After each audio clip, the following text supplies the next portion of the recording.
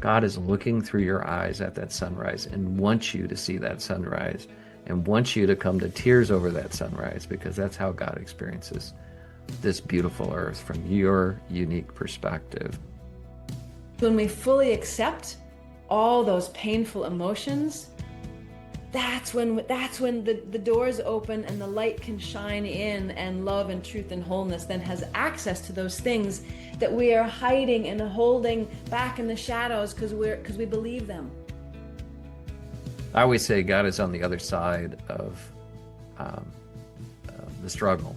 Like when you face something that has a lot of, again, I use the term weight a lot, but when you face something that has a lot of friction, or you feel like a lot of pushback, you need to embrace it, because, like you just said, light is on the other side of that, right? Through those layers. God is always on the other side of that. Hi, and welcome to Unlocking the Miracles Within. I'm your host, Jeffrey McDonald. And today, this is going to be a great episode. We're talking about strengthening your relationship with your higher self. And I couldn't think of a better person to do the show than a good friend of mine, Kristin Kirk. Kristin, Kristin, folks. Kirk, Kirk, like Captain Kirk. That's how I remember her last name. Um, I'm just really delighted to have you here, Kristin. I Kristin is a transformational healer. She is well renowned. You can check her out at kristinkirk.com. Again, Kristin with an I, Kirk.com. She's also this expert in tapping into the higher dimensions. She would call it multidimensionality.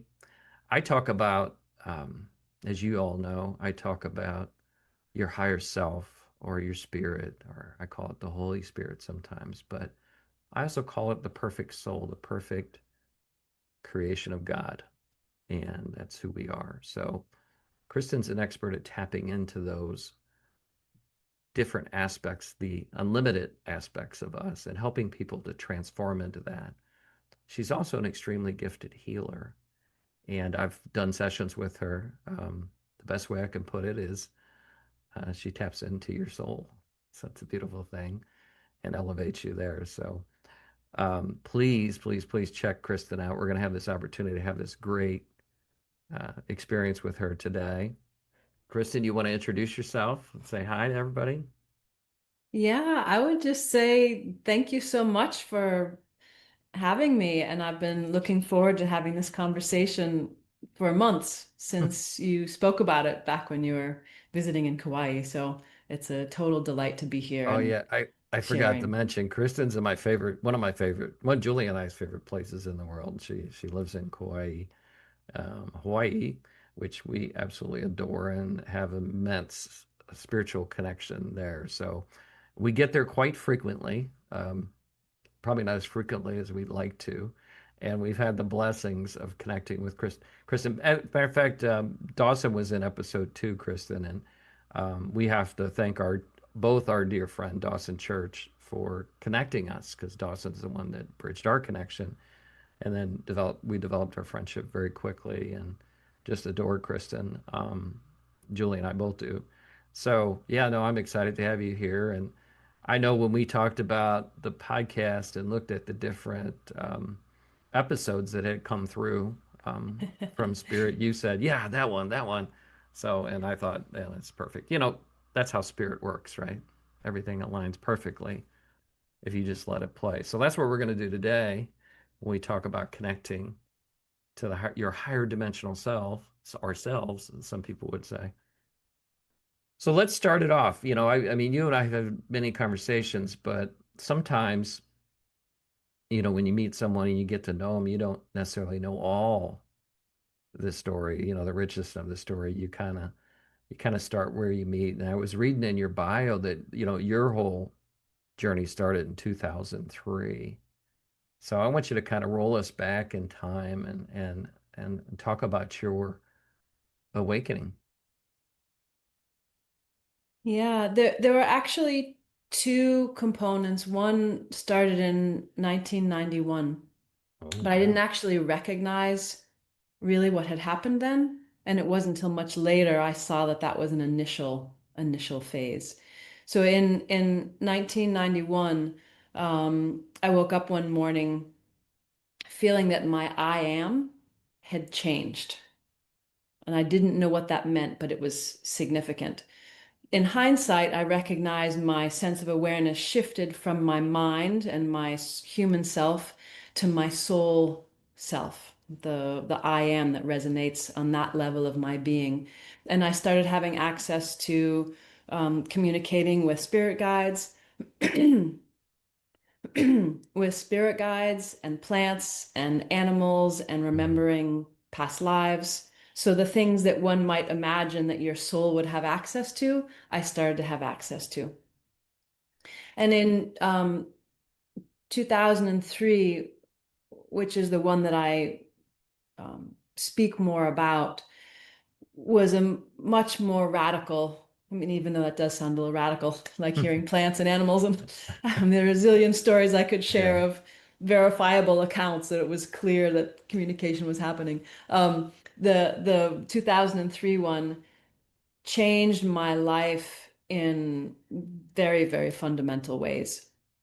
So, and it was initiated by a sense of failure, actually. I had Mm. had this inner guidance that my healing work was going to change. I had had a Chinese medicine, shiatsu massage, um, like Japanese physical therapy private practice. So I had people coming into my office. I was reading pulses, doing structural analysis, and then creating sessions to support them with whatever physical issues they were having.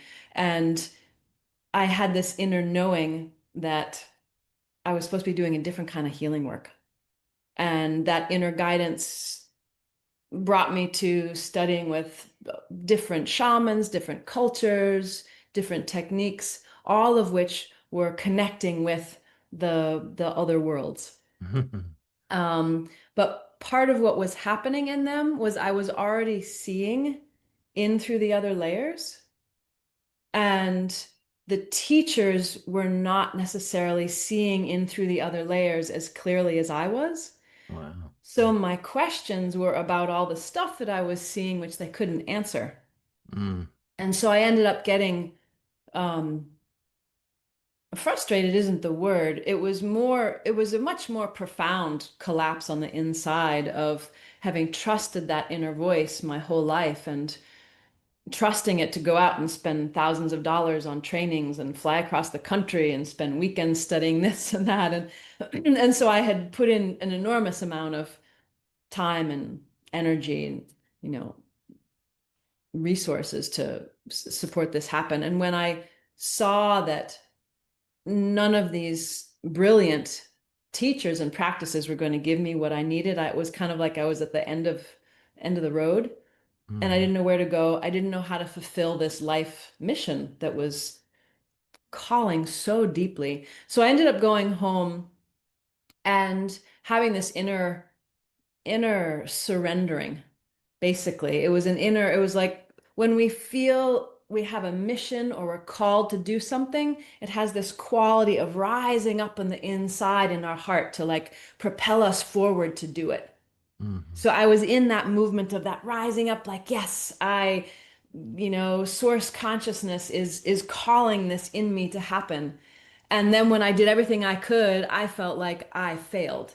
I mean, it felt like I failed my soul. I felt like I failed source or I failed God. I felt it was this profound sense of failure. And so instead of just collapsing and being a puddle, a depressed in misery, I came home and that movement, I followed that movement that normally goes outward. I followed that movement backwards. I Mm. followed that movement backwards in the inside from whence that came, with my hands then facing the other direction, pouring back to source on the inside from whence that powerful calling arose. And I came back with my hands empty and giving my mission back to source. It makes me want to cry. Every time I tell the story, I still want to cry. Of like I can't do it. Like I know this is what I'm here for and what I'm supposed to do. I can't do it. If Mm. you want this to happen, you're going to have to do it because I tried. This is like so powerful in my surrendering my life purpose, my healing practice, my power, my will, my volition, everything. I just surrendered it all back in. And there are other components that were part of the awakening, but that was the one that had the most, you know, visceral intensity to it. And I share it because it can give people a pathway in themselves. We all know that pathway out. We all know that pathway of interest, curiosity that explores outward, Hmm. right? The trick is to follow that back from whence it comes. And that's where you find God, source, yourself, your soul, infinite reality, and all existence, actually. It's All comes from that place on the inside. something fun to dive into, right? Like, I know I shared my story with the audience, and it was the extreme moment of surrender, right? Where Source filled me up. And I know that I'm going through it again for another level, right? I don't think it's one time, right? So what I wanted to ask you is, you have somebody listening out there right now is kind of what I feel. And they're facing enormous challenges or uncertainty or overwhelm. And I think you and I would share that, it's easy to say, hey, just surrender, you know, like you have to completely surrender. Um, I could almost even say that I don't even know how I did. I just flat out, I don't know how to explain it. I just gave up. Um, but maybe you can shed a little light on in your story, like you were faced with that, like darkness, if you will, the overwhelm, the shame and judgment against yourself. That's kind of what I'm reading and what you shared. Like, I know you said you went back within yourself, you took it back and went within yourself, but maybe just maybe give like a practical, like what was the first thing you did? You're overwhelmed, you're out of balance probably. Anyway, talk about that a little bit. Sure, sure. And I actually didn't feel shame or judgment. Oh, good. There were difficult emotions, but those came after, so I can share that part too. So that first movement of surrender was a recognition that I had done everything I could in good faith. In good faith, I had listened to what that inner truth was and went through all avenues. And um, one of the key parts of that turning was that I realized, well, I'll just share a little that one place I studied was with Mayans, Mm-hmm. and we were working with using eggs around joints to collect traumas from the joints and put them in the eggs. And I saw these beings show up and start interdimensional, spirit beings show up, take trauma out of joints and put them in the eggs. Right. So I'm like, can we talk about that? And it was no. And then similar things happen with the other shamans from different cultures. And then there was a woman in this country who was doing muscle testing with yes or no questions. Mm-hmm. And it was just clear that I couldn't do yes or no questions. I needed the whole thing to open, and that there was no one who was going to teach me that. Mm. So when you meet that part in yourself where the calling is unsurmountable, it's not possible, and yet the calling is there.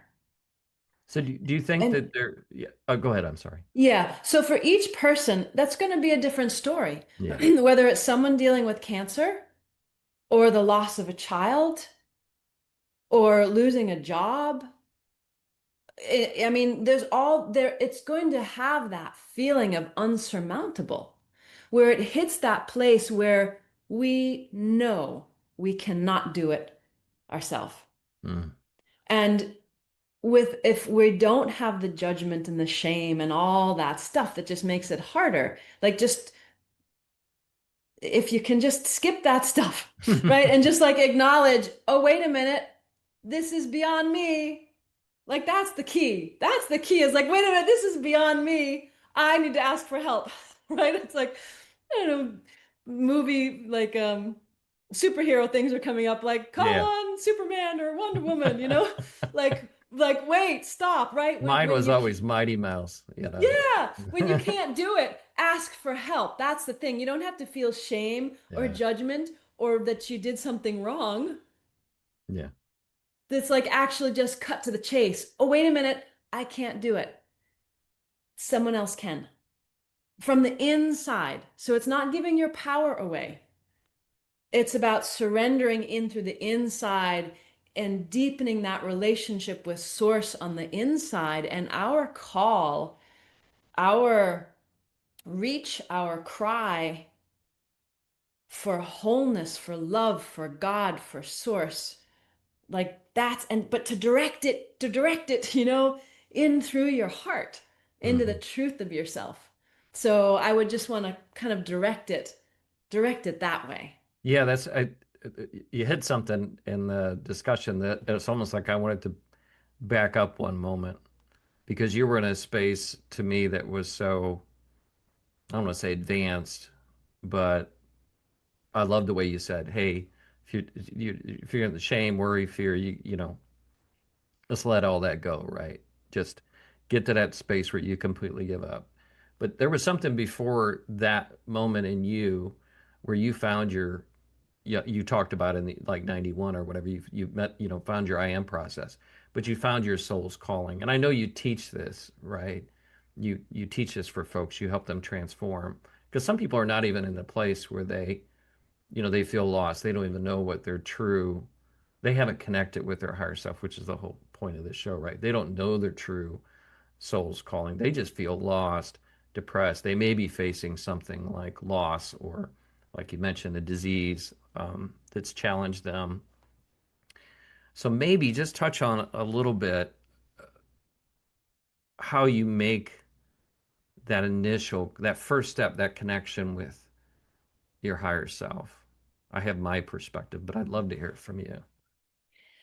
I'd love to share a little bit more about that awakening story because there were two other components in 2003, Mm. and they relate to that Yeah, I am go for it, presence. please. Um, so there were three experiments that I started to run on the inside. The first one was taking my life purpose and handing it back to source and saying, you do it. I can't. Like I did everything I could. If you want this to happen, you're going to have to do it because I did everything. Right. So there was a sense of failure. There was a sense of giving up, but it wasn't that I felt badly about it. It was more this honest, Yeah. honest, those words of crying uncles, honest words like I tried, if Hmm. this is important, then this needs support. So the other thing that happened at that time period was I was questioning my trusting of this voice Mm. because I always trusted it and I would do what seemed like crazy things in other people's eyes because I could trust that. And so I was exploring that on the inside and seeing that I've suddenly discovered there was a level of hypocrisy because if I was actually trusting that voice, why was I then sort of deciding what I was going to do or not do? And so I started to set another experiment in myself forward, which was to let that quiet, still voice in the back seat of the metaphorical car that I was driving, to let that voice actually take the driver's seat Mm. and me go in the passenger seat. And when I started that movement on the inside, that's when the terror hit.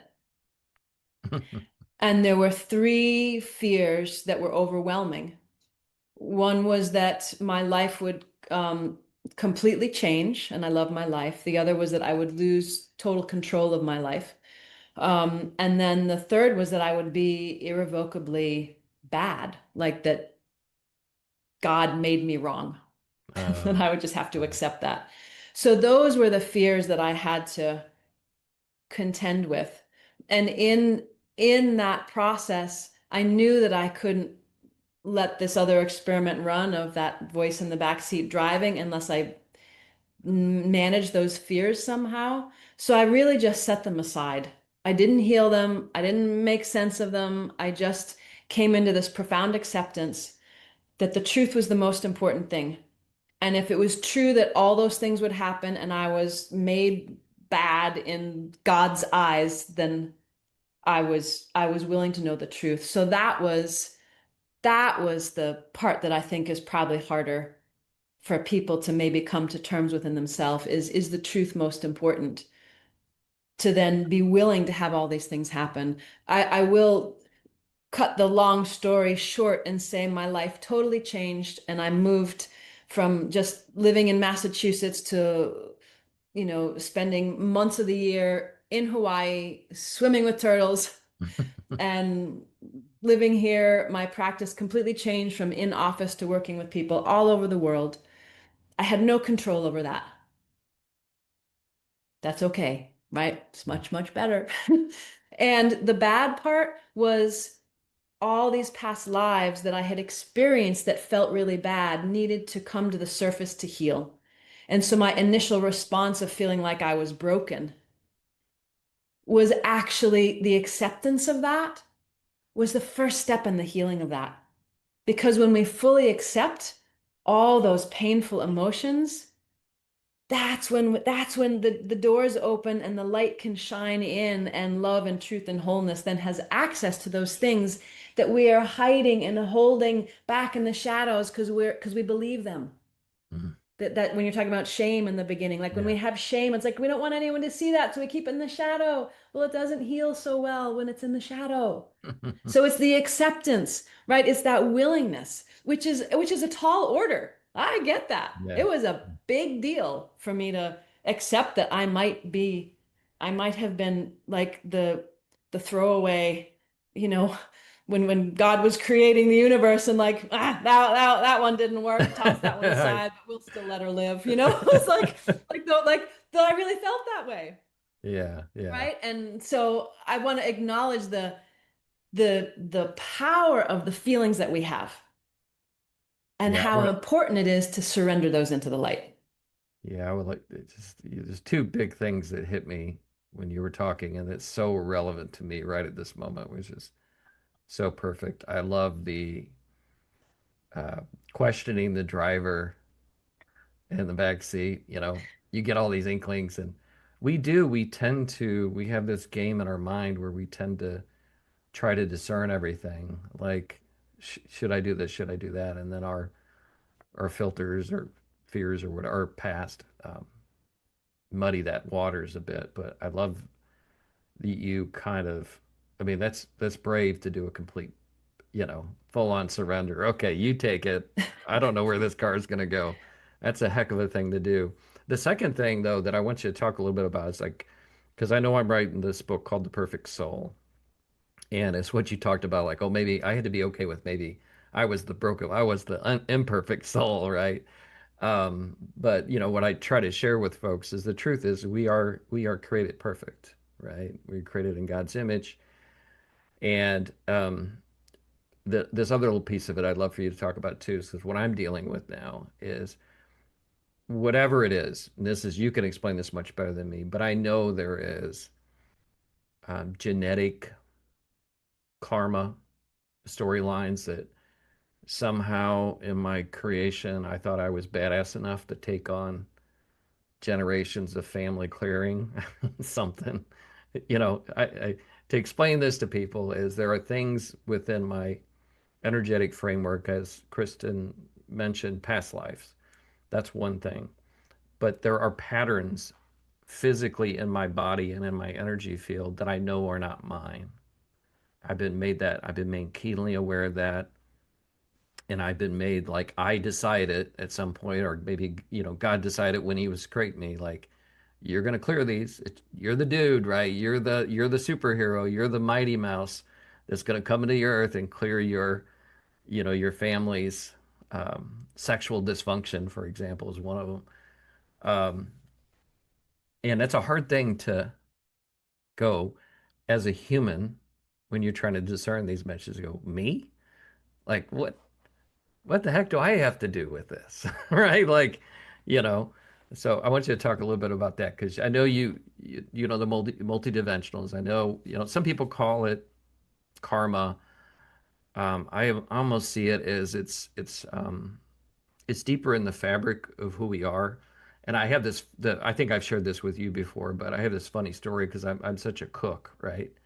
I think when God puts us together, our perfect souls, it comes from like a recipe. Like, I want a little bit of this, a little bit of that, a little bit of this, because we're timeless, right? So the framework of the Jeffreys and of the Kristins is this chef's cookbook. Let's see what happens if I throw all this stuff in the dish. It's a perfect dish, but let's see what comes out. Let's see what kind of flavor comes out of that, right? And that's how I view it in a comical way. But it's also different to live that, right? And actually have to face when you become conscious and aware of those patterns, to be the one to live through that and step through that. And I don't want to clear it, make a conscious choice about where you want it to go. So I don't know if I'm making I'm sure I'm making sense to you. I hopefully am making sense to the public, but I want you to talk a little bit about that concept I have, your framework with the perfect soul, and then your framework for the fact that we live here, we are imperfect by design. We're in the church, we would say we're sinners by design. And our journey is to overcome those, but it's not just the stuff we do from the day we're born. It's actually, we're carrying a lot of things that are multi-dimensional, multi-generational, whatever you want to call it. So anyway, Um, I would love to respond to that and link it back to this piece about your higher self and finding the I am on the inside, because yeah, there's still a thread from this previous story that will lead beautifully into what go you're for it. asking about. So, when I was once I accepted that I might be, the defunct creation, right? That didn't Yeah. work. When I fully accepted that and that all those things would change, and I invited that small voice in the back to drive. What happened was I realized that that small voice was the infinite I am, and that that was also me.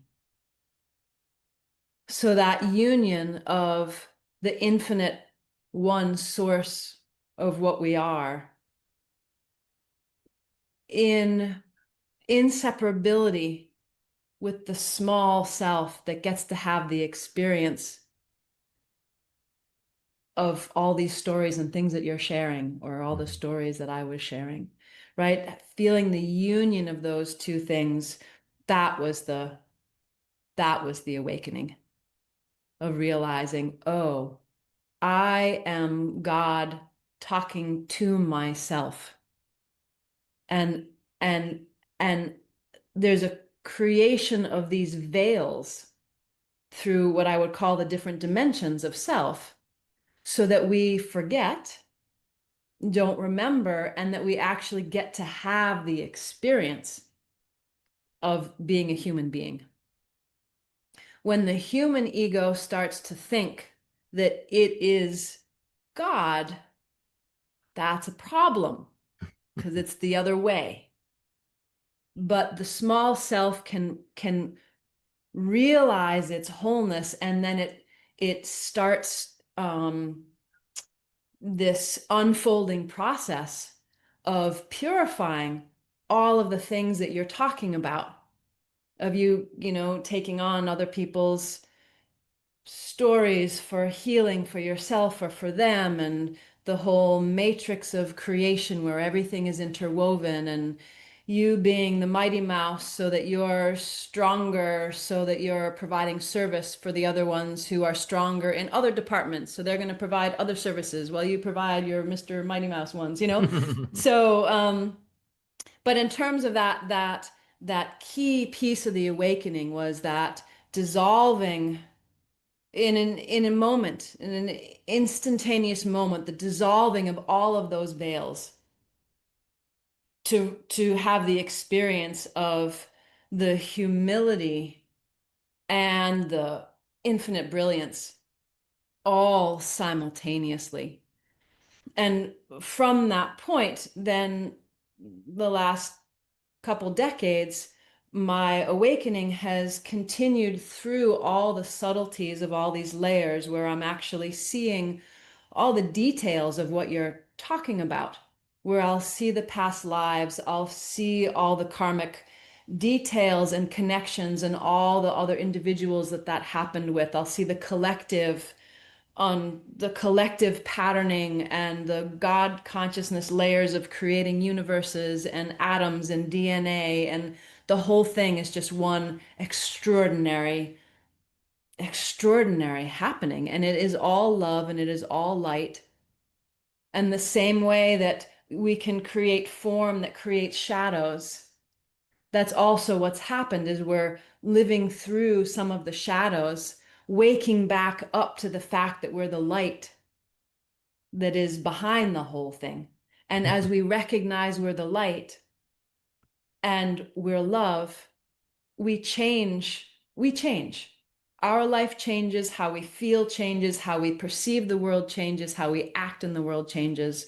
And so, in terms of where I'm inspired in my work, is to help people remember who they are and wake up to that truth of the light and the love inside themselves to change their world, change the universe, and the shadows just like even saying dissolve doesn't quite work, right? Shadows just disappear in the face of the light. Yeah. There is a dissolving nature because they've been created through form, but sometimes things can just transform in an absolute instant. So I'll also add the joy, like in all of this, like what you're sharing, the uniqueness, like the recipe, the spices thrown together. I also experience it that way, in that God, source is everything. And in order to create experience, there needs to be a uniqueness so that pink and blue are created and orange and red are created. So then orange and red can come together and make another color, and pink and blue can come together, and then they can actually interact with each other so that one single consciousness, God, source, makes the recipes of all of us in your language of like, yeah, making the Jeffrey recipe, making the Kristin recipe. Yeah, yeah. And that starts from a much deeper level that then as an essence self, which then gets to have a God, goddess consciousness and a soul consciousness and then a human consciousness as we create the layers of reality to have this extraordinary kitchen in your in your recipe Yeah, book. my Yeah. cooking one. Yeah. Yes. Yeah, I was gonna, I mean, this is, you have a beautiful way of explaining it. And my simple mind, I always tell you that I always share that with Kristen. Like Kristen's brilliant, and I was like my simple mind. Um, I look at obviously, God is everything, right? God is like I tell people, God is consciousness is in the rocks. It's in the tree. It's everything. It's absolutely every fabric of every strand, every cell, whatever we can think of, right? And we are this creation. And how I would share, reflect back to you is that we're absolutely meant to be, right? We would not exist if it wasn't meant to be because we were, and this is really what the Bible tries to tell you. We are the creation. We are the creation. We are the conscious creation of God. So it's intended to exist. And if it's not intended to exist, it doesn't exist. And so that's how I look at shadows. In the church, they call it devils or demons, right? They have different terms for it. And I always say they hold no weight against God, against the true source. They hold no weight because they're not, I don't want to say they're not real, because reality is is its own thing. It's its own framework, like how we experience things, because you do experience those things. But you're right, when they're shown to the light, when they're shown to awareness, they don't really exist. And I wanted to bring this concept to you and see what your thoughts are on it. So I've heard this, but I'm actually becoming more keenly aware of it. When we clear these patterns, or we clear these shadows, if you will, it actually is in many cases. Sometimes it's we like to look at things in layers, but in many cases it can ripple across time. It can ripple across all consciousness, and it just doesn't exist anymore. It's like you're rewriting history in a way, as we would think, right? Because we see things linearly. Like you overcome that, you stepped into your power, into your oneness, and you sent ripples throughout consciousness, through all of us, through oneness. That doorway was opened, and that was your, if you will, your piece of your recipe. That was the cinnamon and nutmeg on Kristen or whatever, right? Um, but maybe walk folks through, because you're so powerful in the multidimensionality phase. I try to simplify things and just say Jeffrey was designed for a purpose, and my job is to learn how to step into that and to learn how to love more every day. And whatever I do is perfectly okay, and it's perfectly the way it was meant to be, because there's infinite probabilities of me out there, right? So part of falling into your existence and letting go is that little voice you're talking about, is trusting that which created you, which again, I'll harken back to the Bible. Let's give it all to God, because God knows the way, right? And that's what we're all trying to do. So anyway, I'm going to hand it over to you, because I want you to talk a little bit about this. I'm working through these patterns I'm making, these shifts, and the true impact that we have on the expansion of oneness. I want to bring people to their heart and to the power of choice. And that it seems to me that we are given the gift of choice. And that, that's like we can feel the compelling nature of eating something that we know actually is not really good for us, or staying up too late, or hanging out on playing on your phone too long, or when there's another choice on the inside that might not seem quite as exciting or stimulating, but there's something quieter and deeper on the inside. And that for me, one of the powers of life is that power of our choice, and that we create our life differently depending on what we choose.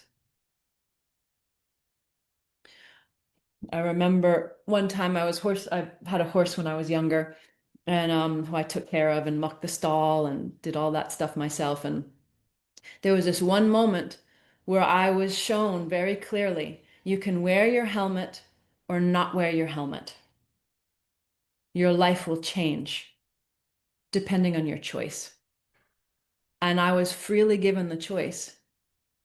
And I decided, since that never happened before, I think I'll wear the helmet, because I never wear the helmet, So I wore the helmet, and I wouldn't have gotten hurt, but my riding rights would have been taken away because I was jumping all these things, right? And had the person who saw me without a helmet, if I without a helmet, my privileges would have been taken away. Yeah. So, but the lesson there was about the power of our choice, because there's a huge question. Do we have free will? Do we not have free will?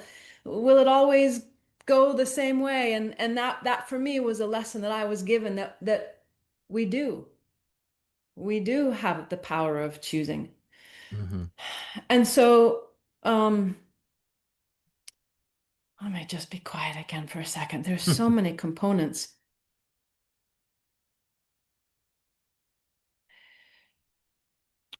Mm. So what we decide to nurture in ourselves is like our garden. What are we growing on the inside? Do I continue to grow the part of me that wants to eat potato chips forever? Right? Or do I do I nourish the part that says, oh, what really sounds good is actually some, it's not going to work for other people at this point in time, but steamed vegetables, right? But if I'm Yeah. really listening, sometimes that's what actually really calls. And the Mhm. more that I listen to that, then the more that I listen to the wisdom of my body and the nutrition that it knows it wants to have and where it's going to get it from. And you start to discern the difference between a craving for something that creates harm versus the body's craving for a nutritional component that it's only going to get through a walnut or it's only going to get from a banana. So the more that we listen to those subtleties and nourish that, there are so many influences in this current world that call us into distortion. Yeah. And we can call it negativity, we can call it Mhm. demons, darkness, whatever. And I can see in through the layers of consciousness, I can see them. Are they real? They're just as real and just as not real as everything else. And when we listen, I want to add to that as I continue to see through the layers. I always see the deepest layer is light. And that what am I choosing? Am I choosing to engage with that? Or am I choosing to step into the light where there are no shadows? Mhm. So, from that deeper truth of light, those shadows disappear. And whatever substance they have dissolves in the face of the light. So, as opposed to putting attention to our fears or attention in those directions, I tend to choose to bring attention to that quiet, still voice on the inside that that guides me. Which way do I turn? Do I take this turn on the road to today or do I take this one? And sometimes it says go that direction, and you find out later there was a traffic jam that way. Mhm. That's a simple example, but it happens in larger, significant moments in life. Like, oh, don't fly today, or oh, change your plan. I don't know why, but to do it anyway.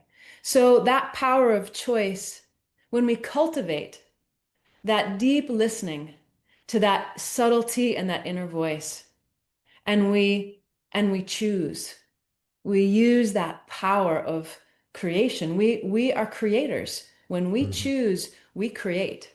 We are creating our life every moment, whether we're choosing sloppily, not choosing, consciously choosing something that we know the inner voice is saying, I wouldn't really do that, or consciously choosing to listen to our heart and our heart's calling and walk in that path no matter what. We create a different life.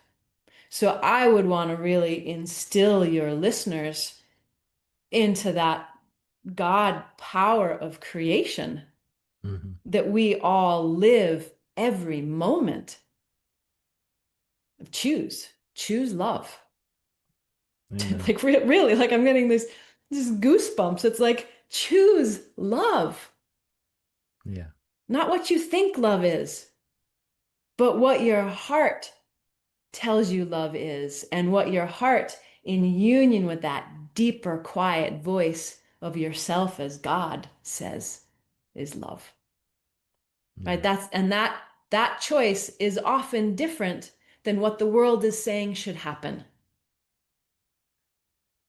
And the Yeah. more of us that step into that and live from that and choose that, that's how we change reality. That's how create heaven on earth. Amen. I always use the phrase choose work to choose God at every moment, to choose love in every moment. So you like totally just said that. That's awesome. So Yeah. you reaffirmed that for me. And the other thing that kind of came up too is, part of this journey of the human is we make bad choices. You know, we make bad choices so that we can learn the good ones. Sometimes you have to. I always say God is on the other side of um, the struggle. Like when you face something that has a lot of, again, I use the term weight a lot, but when you face something that has a lot of friction or you feel like a lot of pushback, you need to embrace it because, like you just said, light is on the other side of that, right? Through those layers. God is always on the other side of that. So instead of turning away from whatever that discomfort is or fear or worry, embrace it and know that God's got I always say, a present for you on the other side of that. And we're meant to do this, right? Like, you know, we're meant to go through this imperfect journey to find the source. I always say, I don't go to the. I know there's a lot of people that use the term, um, I don't see it differently when you say, "Hey, we're God, we're this oneness." I don't disagree with the way I would say it. Though is God created us and God is within all of us, but He didn't create me to be God, as in. So that's the problem with I think with humans with us is we see that as some kind of level, like I control everything. Um, God didn't create Jeffrey to control everything. God created Jeffrey to have this experience to learn how and within my framework of energy to learn how to love more and to find my perfect soul and to reunite with it, as you said, reconnect with that I am presence, to know that it's all behind, around you, and to help others, right? To help others see that. That's kind of how I see it. So we tend to love. I mean, we love to put things into levels. I mean, I always say to folks like the person that you think is the least conscious is equally as important to creation as you think the person you think is the most conscious person. It doesn't, that's not how creation works, right? They all serve, everything serves creation or it doesn't, everything serves God or it doesn't exist. That's how I look at it. And so when you begin to judge, you're not loving, right? When you begin to categorize, you're not loving, you're not accepting. You need to find out why is it within you have that judgment, that worry, that fear, whatever it is, why you're, you know, oh, that's yucky, you just say, okay, I understand what that is. I equally love that, but I'm going to choose to do this because I think it's more in alignment with who I am. Instead of, I always say Jesus never picked up a sword, right? You don't have to fight. You're not here to fight the demons, if you will, or the shadows. You're here to just choose and overcome. Anyway, I love that conversation that you said on choice because I think that was absolutely perfect. Um, Talk a little bit. Let's step into that next realm, though. What I know is there when you're making these choices, especially the hard ones, when you're facing the real and you unravel that that doesn't just impact. I mean, we'd like love to think of things as individuals, right? But those do have profound impacts on more than just you. When you choose love in the face of darkness, well, we've seen it throughout history. Hey, my buddy Jesus is one of them, right? Is one of those big ones. But anyway, talk a little bit about the importance of that alignment and choice ultimately, and why that's the way we should live. Um, I want to respond to one thing you said a moment ago about Yeah. the judgment and the levels. One of the lessons that was so profound for me as I started working with my team of guides in the different dimensions, these amazing light beings, is there actually was a hierarchy that was based on maturity. It was based on wisdom. And it was the first time I had ever experienced working as a team where levels were acknowledged, but there was no judgment.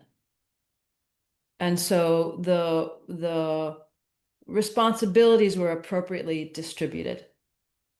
The way we could see that in our human lives is we have levels of kindergartner, fifth grade, high school, Hmm. master's, PhD.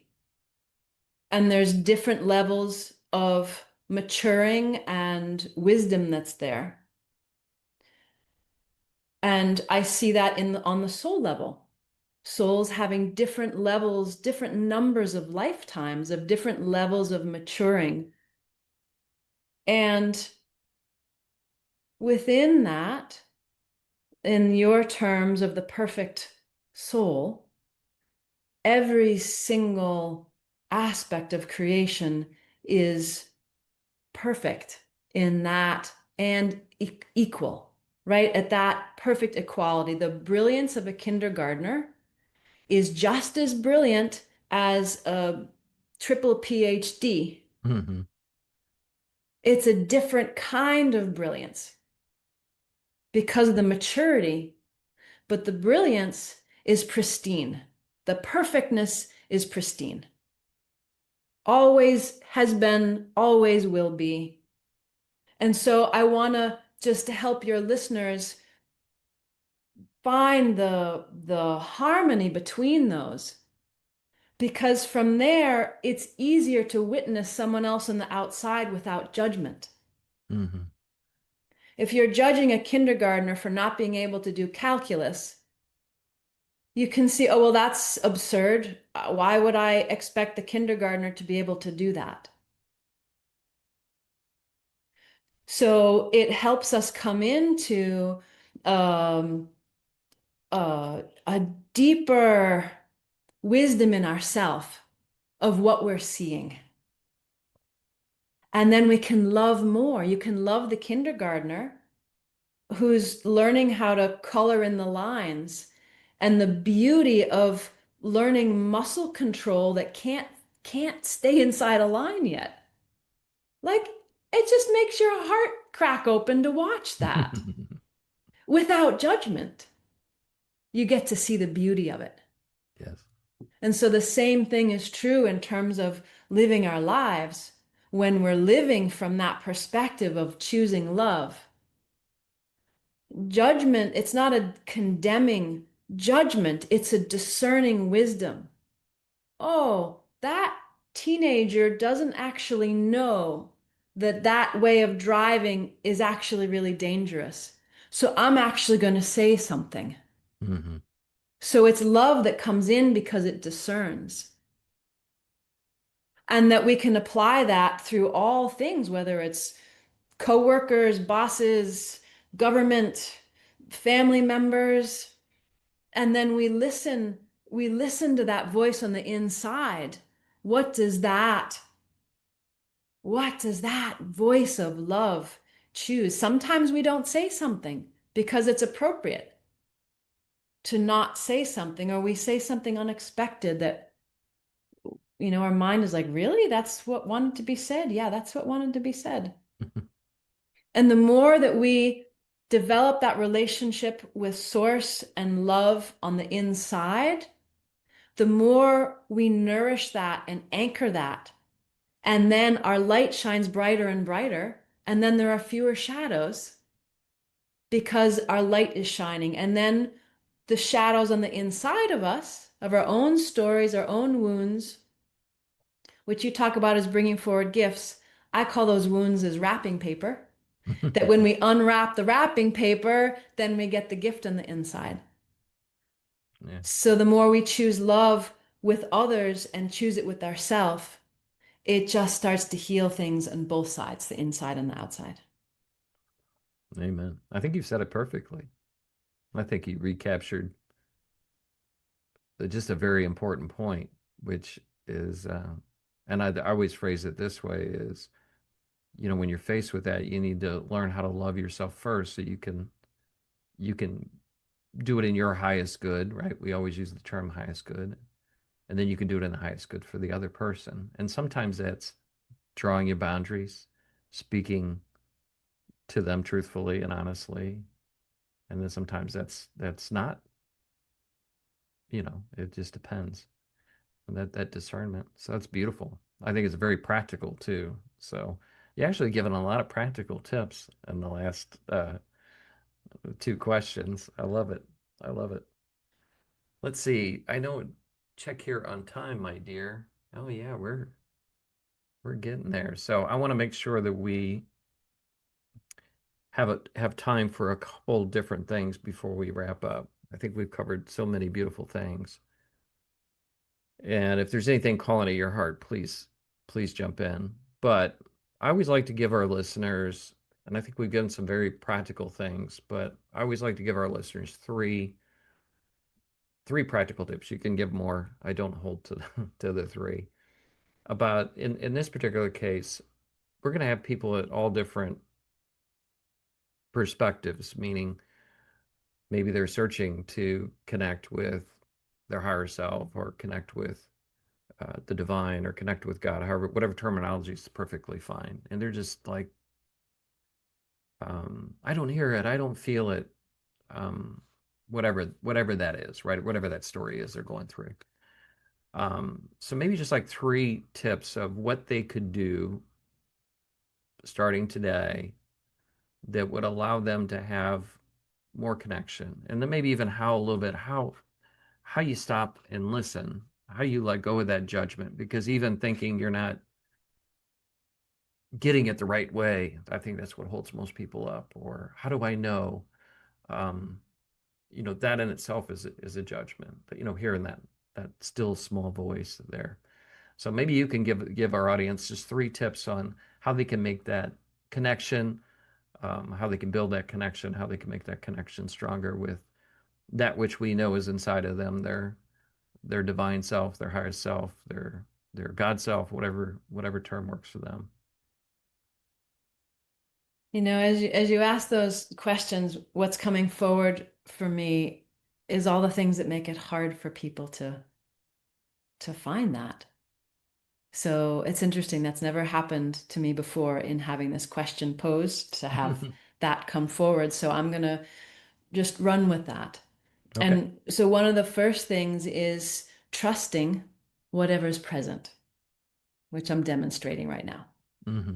So I'm trusting. And so what I'm feeling is oftentimes when people get quiet. So the first thing I'd say is getting quiet. But I'm seeing that when people get quiet, sometimes there's just all the backlog of emotions, of all the uncomfortable feelings that one has been neglecting on the inside. And um, so as I'm just present with that, I'm just gonna just kind of demo a process here for navigating that. Hmm.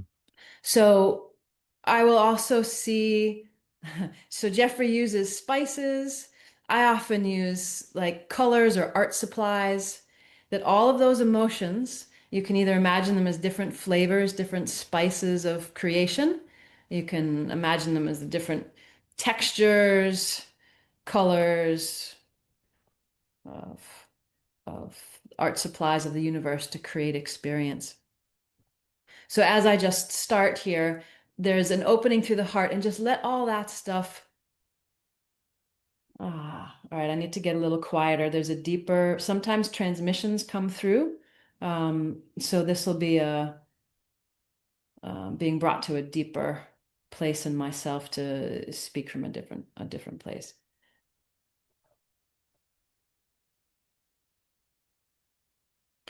So what I'm being shown, what I'm seeing on the inside right now is the direct path in through your heart.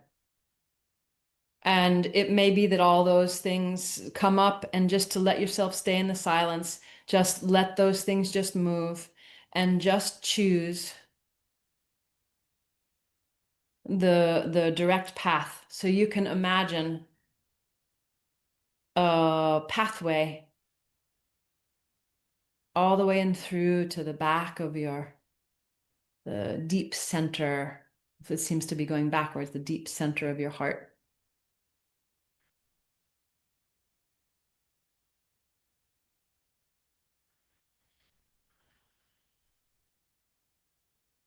And allow yourself to connect in through the light in your heart. And then you can imagine a flow of light in through your crown, where the light comes in when you're infant and that spot on the top of your head, the bones are open. It's where source light actually comes through and continues to come through even after that bone closes. Comes through the pineal gland, in through your inner vision, comes all the way down through and in through your heart, and continues to go down and through, connecting you to the earth. So to come into your heart and allow yourself to feel that light path into the center of your heart and feel a light path in through the top down. This is the cross. This is the cross, and the meeting in the center meets in your heart. It's where the realms of horizontal reality of coming down to incarnate in through and experience a whole plane. That's the whole horizontal plane. And the vertical is your direct light line in through all the vertical axes all the way through to source. So both pathways are source light in through reality that meet in the center of your heart. So I would invite this as a meditation to just set all the stories aside and use any part of this exercise, meditation I've shared that resonates with you, or come up with your own that helps you just go straight to the point. And the more you cultivate your practice of coming into this place inside yourself, the easier it will be to have access to that during the day when something difficult may be happening. You don't have to know the answers. You don't have to know what to do next. You just have to know how to center yourself in the light. Center and ground yourself in the light. And from there, you have access, and information comes that guides you in that moment and each next step. You don't have to know 5 steps. You only have to know your heart.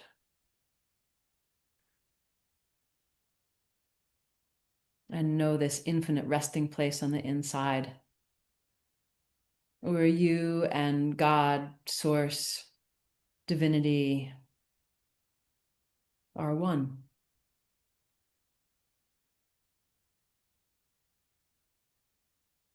And you can just meditate or pray on your own to have this continue to grow, for this to be the center of your garden, for this to grow through your whole body and your life and your mind and your choices and your heart and your relationships and your work and the world. The more that each of us anchors this, the more that each of us chooses this, nourishes this, resides in our own inner temple of light, the more we do this, the more that becomes established and again brings heaven on earth. And in my perspective, that is what we are each here to do in our own way, in our own unique recipe. To live the living love and light of Source. And to have gorgeous experiences and adventures of living along the way. And life is then a gift and a joy. And we step into the co-creation of that with choosing love and choosing light. And then we get to witness together with God or source within us, embracing us where we are embracing source. So it's a mutual embrace. And then both are living your life. Both are having the experience. And this is where the ego is surrendered and it is a love fest happening between source and your small sense of self, where there is a mutual embrace and love and joy of life and living and co-creation that happens together.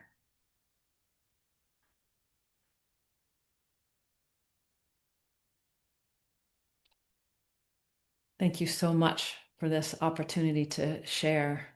This is so important to me, precious to me to bring this message to people that the power of God, the power of source is inside each of us. And it's not the ego taking it over saying, I am God and trying to wield that power. It Yeah, is a surrendered union. It is a surrendered union of a love fest. And then we it's get to my co-create differently. it's my Christian friends. This would be why Christ gifted you the Holy Spirit. So you have God with you always. So step into that, live with that, and breathe from that. Man, I love that exercise. Some amazing things happened. Um, and you actually came out with three steps out of there. I don't know, you answered my question. So I think centering the heart and allowing those emotions to come up or returning the heart. And the last thing, when you say witness with God, that's what I call gratitude. Mm, When you're aware of whatever moment it is, be grateful for it. Be grateful for the emotions. Be grateful for the just the awareness that you're aware of whatever it is. I always say when you're aware that you're off, jump for joy. Like, thank God, thank you, God, for me knowing I'm not myself right now. Because then you have the opportunity to make a choice. If you're not aware, thank you, God, for me being in bliss and joy, right?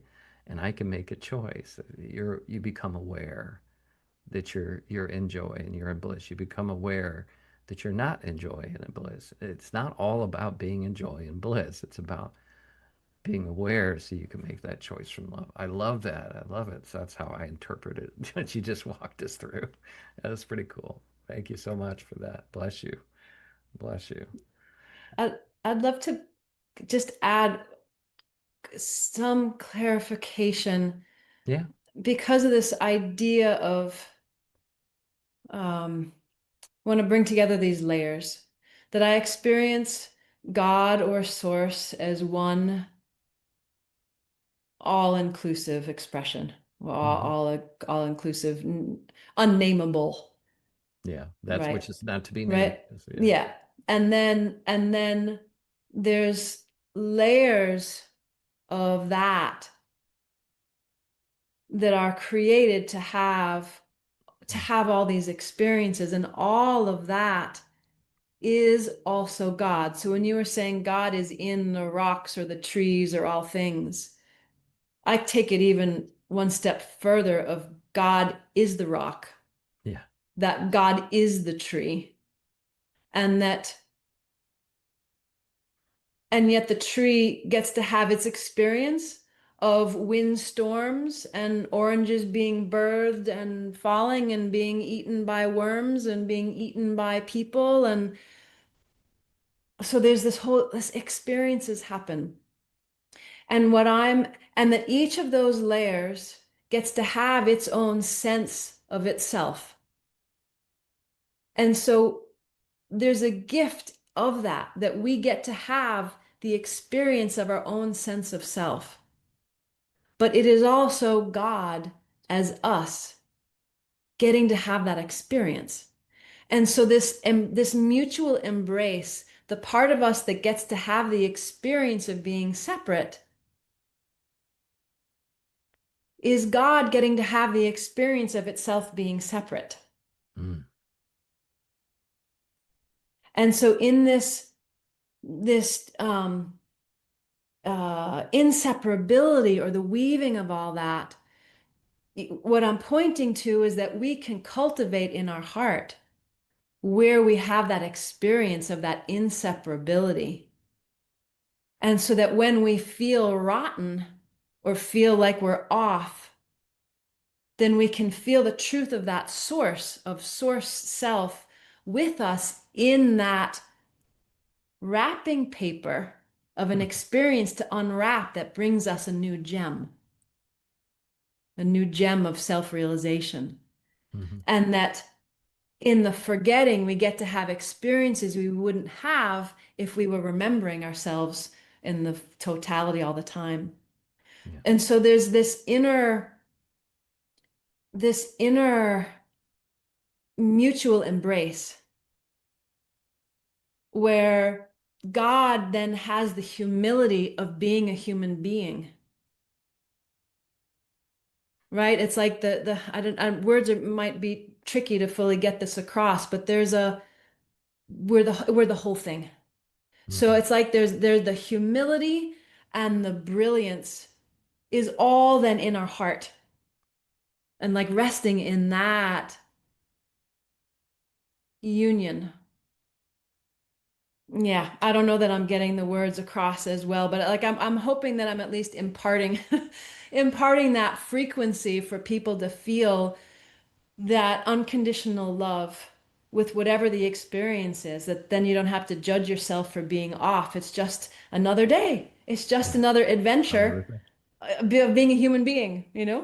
Yeah, I think I do. I pray too that they felt that space because, that's one of the things that I've asked God that, I think one of my journeys or my gifts is that space, that experience I had that I can gift just a sliver of that to the world. And I think that's what you're trying to do too. So I pray that they felt that space because how I would interpret what the wisdom that Kristen just imparted is you always have that space to return to. It is your pillar. It is your knowing. It is the truth. It is God so that you can then discern whatever that experience is you're having. So for example, I would say if you're dealing with an illness, the awareness that you care so much about that illness and you want to heal and you want the vibrancy and fullness of life and having that choice in that moment, that awareness, that depth, if you will, of that emotion that would create, just being aware that that is God's, and wherever that goes is perfectly creation. That is, and you can go, oh my God, I had no. I mean, the one I always use is because the most profound moment. Well, I've had many, but one of the most profound moments is the death of our granddaughter, and just the realization that yeah, that doesn't seem fair, and the tears and the emotion and all that, but just realizing that I know that space of love of God, of perfectness, of that true nature, and that whatever this is was perfect, and that I could only imagine the stories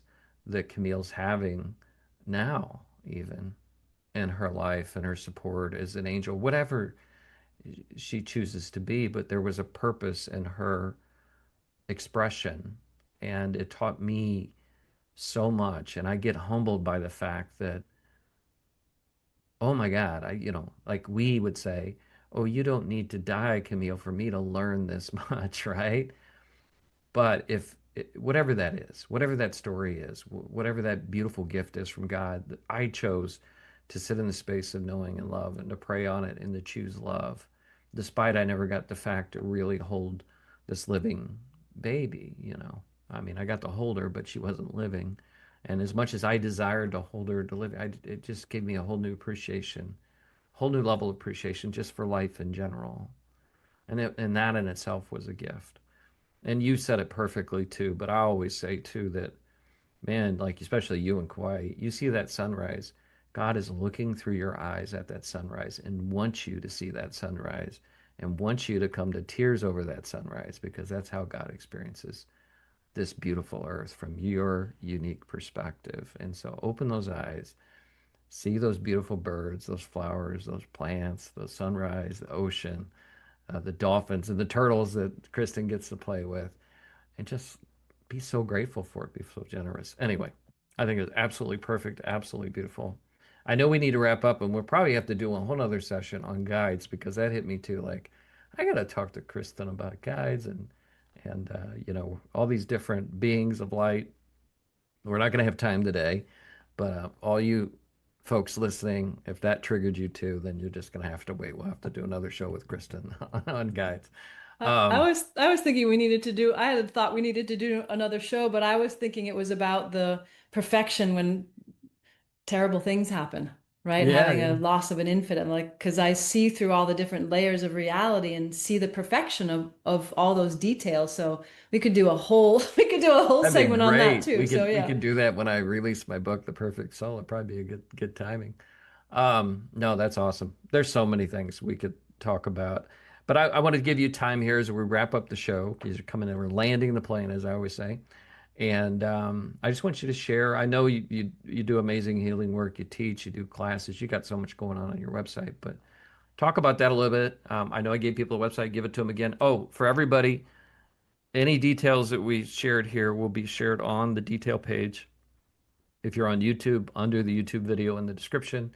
If you're on Spotify, Amazon Music, iHeartRadio, all the platforms around Podbean, it'll be in the description below. So you don't have to scramble and write everything down. Just go look below the video you're watching. You'll be able to click the link to Kristen's website and so on. Go ahead, Kristen. Tell what's going on in your world right now. Sure. Well, I'll just let people know that I do a monthly live stream healing, and you can join through memberships. And I'm the way God source works through me is through transmission. So I'll be sharing words and explaining what's happening, and then we'll have a deep transmission where there's a healing work happening through all these different layers. And there are two free transmissions you can just sign up to receive at soulclassroom.com, which Jeffrey, you can also pop that underneath for I people. will. I definitely will. Yeah, so you can just experience it that way. I work privately with people individually. I will teach a year-long program for advanced um, soul practitioners to dive in deep into the ethers to supporting the shifting, bringing in the light for all of us. And yeah, I don't, I'm not always so good at, you know, talking about my work and what I offer, but I love working with people both in groups and individually and seeing through the depth of your soul and working directly with yourself, your own angels and guides and source consciousness to help dissolve the shadows and work through helping you unwrap the wrapping paper to remember who you are as the divinity that you are, to wake up to the truth of who you are inside yourself and And Jules live. and I have both had the blessings of doing a session with you, so you're amazing. So definitely, if this resonates with you, pick up your phone or email and get reach out to Kristen through her website.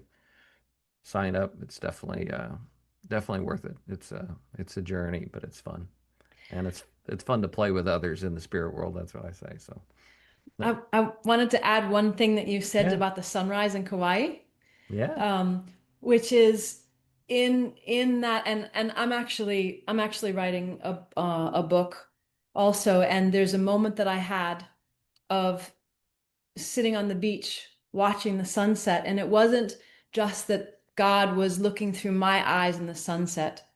God was the sand, God was the ocean, God was the sun. Mm. And God was experiencing itself as love from every perspective all at once. Well, that's awesome.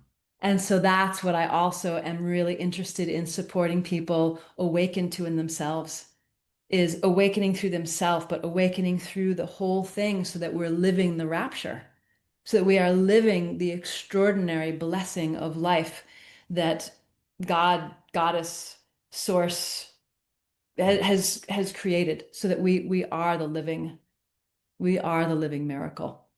So Excellent.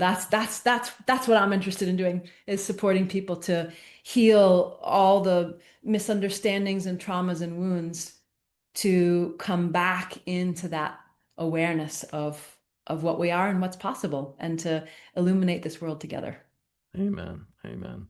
So now, the one thing I do always to wrap up the show, well, I don't always do it. I shouldn't say that, but most times I'll do a quick little prayer to wrap us up. So I want to do a Oh, prayer. beautiful. Yeah. So, Heavenly Father, open up our hearts, our minds, our eyes, our ears, all of our being, all cells in our body, to all that is you and all things. And Lord, Kristen touched on the amazing. You know what? I saw it as a wheel of light with a cross and light going all directions. So that was kind of a wonderful experience. Open up that light in the hearts of all of those listening. Let them tap into your peace, your joy, your the inner knowing that all things are perfect in your nature, Lord. And I ask that it in your Son's name, Jesus Christ, and all it is, and the Holy Spirit. Amen. Here we go. All Amen. Thank you so right. much. Thank you. You have, yep. We're going to wrap it up here. Thanks, everyone. I hope you enjoyed the show. Thank you so much,